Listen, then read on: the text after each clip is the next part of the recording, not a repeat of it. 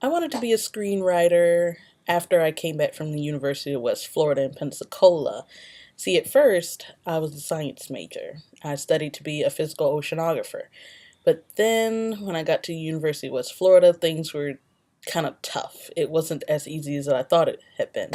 So I had to change majors. And I came back home to Jacksonville, Florida, and I was kind of in between majors. Couldn't decide what I wanted to do. So at first I was going in for just like photography, but everybody in Jacksonville wants to be a photographer. So I knew I wouldn't either get too far with it, or I knew that it would be tough. Competition would be tough. And so one day I'm reading a book of a film that was getting ready to come out based on a book, and I just stopped and asked myself, why am I reading somebody else's success? What if somebody was reading my success?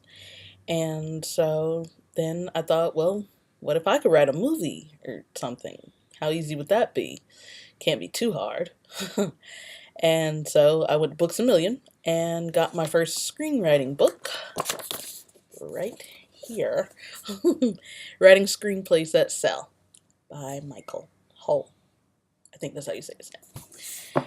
So, anyways, the book is great. It was the perfect book to start on because he breaks it down from beginning to end, all the way from prepping to write the book or why screenwriters write the book, and he's encouraging you to do it if you are serious about it.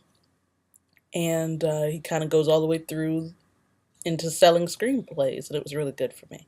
And I think at that moment, I knew I wanted to do this. And so far, no regrets.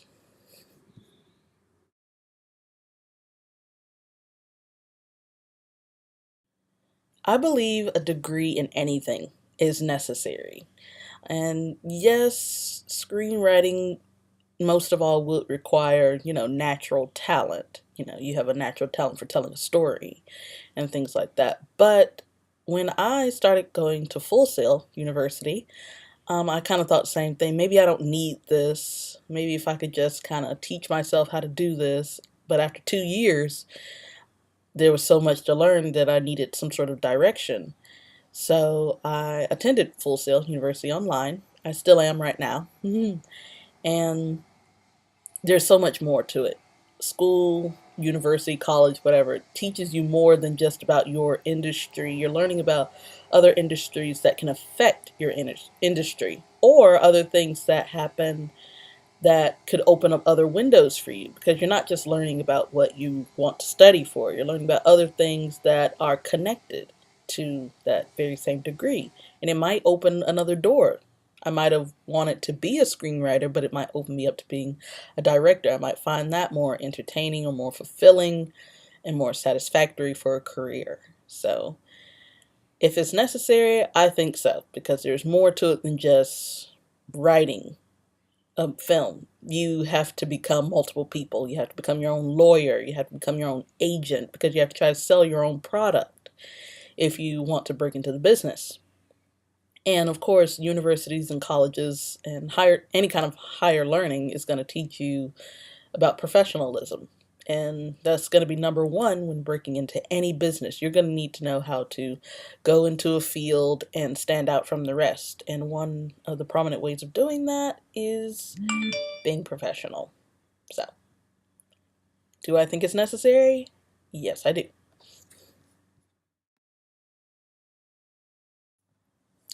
Pushing the envelope is basically an idea I kind of came up with, so to speak. Is when you take a simple idea for a character, a simple situation that happens to a character, and you push the envelope. You blow it up bigger than it should be. And one example of that is my screenplay that I've been working on called The Right to Die. It's based on the song by Martina McBride, Gonna Love You Through It. Basically, in her song, it's about a woman who has breast cancer, and her husband is her ultimate support system for her. Well, I was thinking maybe That would be cool to do a cancer story, but I've seen so many cancer stories and I just kind of wanted to make something different. So, in the one that I have, basically, is when the husband comes down with an illness. It's not cancer, it's hereditary. So, technically, he almost can't control it. And the woman, his wife, is the main character, and she falls in love with this guy and they get married, but the illness takes a toll and he's going out quickly and one day he wants to die. He just tells his wife to just let me go.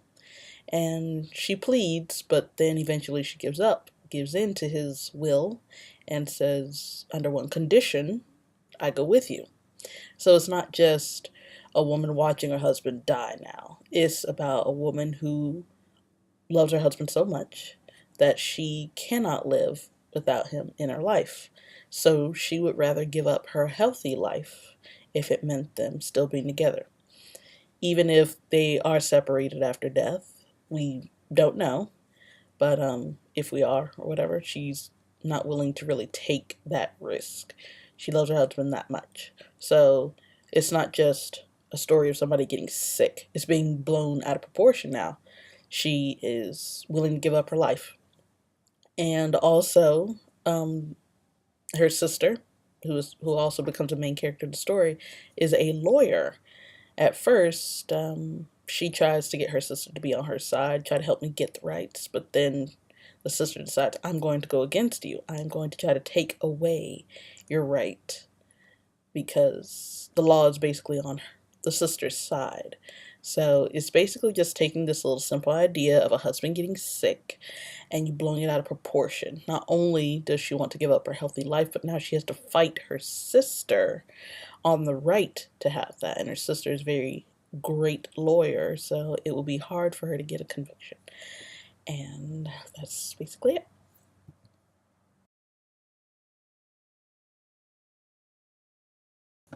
The genre of film I like to write, I would say drama and tragedies. One of my favorite films of all time is James Cameron Titanic. It taught some of the greatest life lessons about not judging people for what they have or who they are, and about true love can overcome pretty much anything. Rose was giving up her safe life with Cal. She was going to be wealthy the rest of her life. She was going to be well taken care of, and she was willing to give that up for a poor boy, Jack Dawson, who really loved her, truly loved her for who she was, not what she was, which was a rich woman. And I don't know, that tragedy, it was a tragedy, um, kind of just woke something up. Even though Romeo and Juliet is one of the greatest love stories and tragedies that was ever written, it didn't really touch base with me. It just felt a little simple. Titanic, I felt, was a little more deep because not only was it a tragedy that the main character died, and this woman who was willing to give up everything for him won't have that fairy tale that she wanted. They was kind of in the middle of a big disaster. They were out in a ship, nowhere to go, nobody who could hear them when the ship began to sink, and I think that was pretty interesting. Um, so drama and tragedies, definitely. Advice I would give to new writers basically is starting at number 4. Love what you do. Love this career. Stick to it. Commit to it. Love it. Because it is a wild ride, but it is a fun one. And especially when you start getting other people involved, it's a very good feeling when people start to recognize the work that you do. Number 3, um, research and brainstorm like crazy. Those two kind of just go hand in hand. When you're not in a place where you can actually sit down and write things, brainstorm. When you're at home, research what you've brainstormed, and that'll kind of help you out a little bit. But those two things, brainstorming is amazing. It's beautiful when you're running the scenes in your head and you're just kind of letting things flow and bounce off each other. It's really great. And research, that just helps with credibility. It'll prevent you from lawsuits and people saying you're lying and things like that. So that'd be great. Number two, with films, some of the best things I found out about films, each film, it entertains and it educates. I think those are kind of the best films when you can be entertained and educated at the same time. Even in the silliest comedies, they have something that might teach you something new you never knew. Um, and so, kind of strive to do that when you're writing. You want to entertain the person with the story, but you also want to educate them on what the situation is. It doesn't have to be a documentary to educate you on anything. Comedy, love, tragedy, all those, they can do just about that as well. And the number one rule,